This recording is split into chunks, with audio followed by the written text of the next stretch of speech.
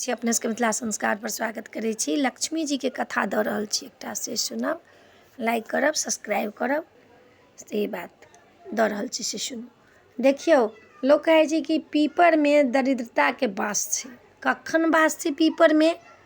अहाँ 5 बजेसँ लऽ कऽ 6 बजे, 7 बजे, 8 बजे तक सब दिन राधा कृष्णके वास छनि पीपरमे, माता लक्ष्मीके वास छनि पीपरमे, वासुदेवके वास छनि पीपरमे। और 8 बजेके बाद जे छै से दरिद्रताके वास भऽ जाइ छनि पीपरमे। पीपरे एहन छनि पेड़ जे ताहिमे सब देवी देवताके वास छनि, बरगजमे, पीपरमे। ईसब पेड़ जे छै पाखरिमे, ईसब जे छै से अहाँके ऑक्सीजनो दै छै वैज्ञानिकके तरफसँ, और पूजो पाठमे भगवान सबके वास होइ छनि ओहिमे। तऽ अपने सबके कथा सुना रहल छी। सब दिन पीपरके पेड़सँ भोर खन कऽ से माता लक्ष्मी निकलै छलखिन। एकटा साहूकार छथिन, से छथिन गरीबे, हुनकर बेटी बड़ धर्मात्मा छनि, शुद्ध दिलके, साफ दिलके, मनमे छल प्रपंच नहि। माता लक्ष्मीके उ सब दिन पीपरमे जाकऽ जल दै छै, भोरे 5 बजे। ओहिमे सँ सब दिन माता लक्ष्मी निकलै छथिन, आ निकलि कऽ बाहर जाइ छथिन। अहिना निकलते निकलते एक दिन माता लक्ष्मी कहलखिन से अहाँ हमरासँ दोस्ती करब, साहूकारके बेटीके? कहलखिन हाँ, हम करब अहाँसँ दोस्ती। हुनका दोस्ती भऽ गेलनि, बातचीत करऽ लगलखिन। फेर माता एक दिन लक्ष्मी जी कहै छथिन कि जे अहाँ हमरा घर आउ भोजन करऽ ला, हम अहाँके से भोजन करायब। ओ गेलखिन दौड़ल दौड़ल अपना माय बापके कहलखिन कि हमरा एना एना माता लक्ष्मी कहै छथिन अपना घर भोजन कराबऽ ला। कहलकै ठीक छै अहाँ जाउ। गेलखिन तऽ माता रहथिन, गोबर गायसँ घर नीपल, दुआर नीपल रहनि, हुनकर सोना चाँदीसँ घर भरल रहनि। बैसऽ ला देलखिन तऽ पीढ़ी देलखिन, सोनाके थारी, सोनाके लोटा, सोनाके गिलास, सोनाके हुनका चादर देलखिन, बैसऽ ला हुनका सब चीज देलखिन हँ।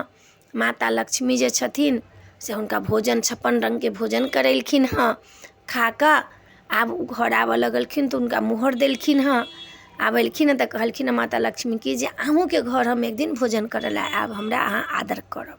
कहलखिन ठीक छै। गेलखिन हँ घर तऽ बड़ा उदास भऽ गेलखिन हँ। हुनका कहलखिन हँ कि कथी ला उदास छी? माँ बाप पुछलकनि। कहलखिन हँ कि माता लक्ष्मी जे छथिन से हमरा तऽ सोने चाँदीके थारीमे खाय ला देलक, आर सोने चाँदी मोहर देलक हाथमे, हम कथीसँ हुनका आदर करबनि? हमरा पास तऽ किछु नहि छै, रत्न जरत सिंहासनपर हमरा बैसा कऽ खुएलथि हँ, हमरा चरणके धुबेलथि हँ, एकर बाद हम हुनका की देबनि? हमरा पास तऽ किछु नहि। बाप कहलखिन कि बौआ अहाँ किया चिन्ता करै छी, गाय गोबरसँ घर निपा लिअ। काठेके पीढ़ी छै, काठेके पीढ़ीपर ओहीपर हुनका बैसेबनि, ओही थारीमे हुनका खुएबनि। अपने जे खाइ छी तहीमे हुनकर आदर भाव लोक देखै छै, सोना चाँदी नहि लोक देखै छै। तखनो ओ लड़की बड़ा चिन्तित छथिन, आ भगवान सबके सुमरै छथिन जे हम कोनो उपाय करू, हमर इज्जत काल्हि कोना बाँचत। उमहर देखलखिन हँ एकटा जे काग छथिन चिल्होरि, से सोनाके हार जे छथिन से बड़का टाके हार छै, कतऽसँ नहि कतऽसँ आनि कऽ ओहि साहूकारके आँगनमे खसा देलखिन हँ। ईसब माते लक्ष्मीके चमत्कार है। आब ओ की केलखिन हँ, ओहि हारसँ थारी लोटा सब बना लेलखिन हँ, सिंहासन सब बना कऽ माता लक्ष्मीके निमंत्रण देलखिन हँ। माता लक्ष्मी एलखिन हँ, माता लक्ष्मीके रङ्ग रङ्गके भोजन परसलखिन हँ। कहलखिन हँ कि हम तऽ अपने थारी सब लेलहुँ हँ। माता लक्ष्मी अपने थारी निकाललखिन हँ, गिलास निकाललखिन हँ, बाटी निकाललखिन हँ, सब निकाललखिन हँ। हुनको थारीमे परसल छनि, सबटा परसल देखलखिन हँ, बैसलखिन हँ, भोजन बड़ा तृप्तसँ केलखिन हँ, बड़ा तृप्तसँ भोजन केलखिन हँ। हुनकर माय बाप सब बैसल छनि ओहिठमन, सब गोटाके लक्ष्मी माता जे छथिन से बड़ा आदर भावसँ भोजन केलखिन हँ, पकवान केलखिन हँ। पान जे छनि से बातमे कहलखिन हमरा पान दिअ, शहद लगा कऽ पान माता लक्ष्मी खा लेलखिन हँ, आ हुनका दुआरिपर थुकि देलखिन हँ। दुआरिपर थुकलखिन, हुनका सोनासँ वर्ण भऽ गेलनि। आ थारी सब जे छलनि किनने से कहलखिन हँ लऽ जायके लेल, तऽ कहलखिन नहि, ई थारी सब हम नहि लऽ जायब, अहीँके छोड़ि कऽ ई थारी सब हम जा रहल छी। आ ओ खान भोजन जे केलखिन हँ से हुनका बड्ड प्रिय लगलनि हँ, अतिथिके स्वागत नीकसँ केलखिन हँ, बड्ड प्रिय लगलनि हँ। कुबेर सेहो गेल छलखिन हँ, हुनको भोजन करेलखिन हँ। आ हुनका साल जे छनि से जेना चुन्नी दै छियनि अहाँ, एकटा शॉल देलखिन हँ, माता लक्ष्मी गर्दनमे लपेट लेलखिन हँ, पान खेलखिन हँ, थुकि देलखिन हँ। आब एते सोने सोवर्ण हुनका भऽ गेलनि हँ, साहूकार धन्य धन्य भऽ गेलखिन हँ। माता लक्ष्मीके कहलखिन हँ हुनकर बेटी कि हे माता अहाँ के छी, हमरा अपना रूपमे देखाउ। माता लक्ष्मी देखा देलखिन हँ। बाप रे बाप, लक्ष्मी नारायण छथिन। हुनका दर्शनो दऽ देलखिन हँ। माता लक्ष्मीके कहलखिन हुनकर बेटी कि जे आब हमरा एहि सबसँ किछो मोह ममता नहीं, आब अहाँ अपने साथ हमरा बैकुंठ लऽ चलू। माता लक्ष्मी कहलखिन कनिक दिन अहाँ भोग विलास करू, अहाँके समय आयत हम अहाँके बैकुंठ लऽ जायब।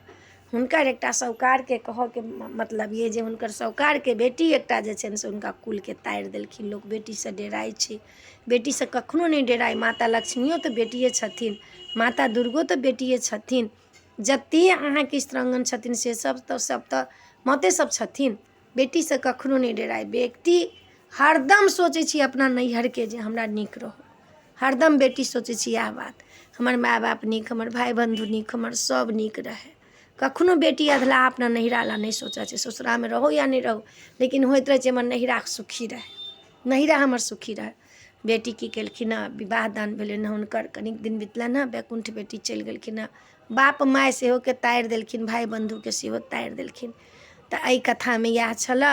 अपने सबके नीक लागत चैनल सब्सक्राइब करब, लाइक करब, कहऽके नहीं बिसरब। जय मिथिला, जय माता जी।